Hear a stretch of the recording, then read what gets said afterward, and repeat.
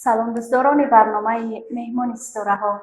امروز ما با درخواست شما عزیزان دل و دیده به سراغ یک هنرمند با استعداد اهل‌دین فخرالدین آمدیم. خوش آمدید به شهرک باختر ما.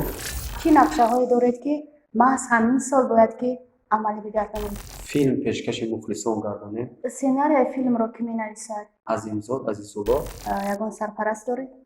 ما کمبغلم باشم، من رنگ تو خیانتکار نیست. دوست داشته داشته؟ با اختیار مادرم. کی را همچون دوستی صمیمی و واقعی و جانی خویش می‌شمارید؟ دوست حقیقی هنر انسان است. در جدای صنعت کی شما را دستگیری می‌کند؟ مرا در جدای صنعت عائله پیرک گفت. در حقیقت بود حالت‌هایی که شما با توی خانه دیر مونده باشید؟ در مسکو است که ای توی دیر کردم. توی دار خودش میتشمده یا که خودتان میگیرید؟ خودم میگیم نه توی دیر نمیتونم. با اندیشه اهل‌دین کدام ترانه او را بیشتر عزیز دلها کرده است؟ رفتی تو با دیگر مرا کردی خونی جگر ای جانی من.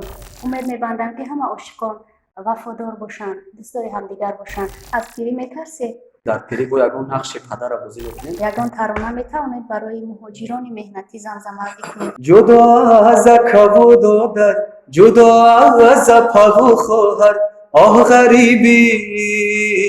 نیتی پیشکش کردن برنامه کنسرتی خویش رو برای مخلصان عزیزتان در شهر دوشنبه در روزهای نزدیک در فیلارمونی دوشنبه کنسرت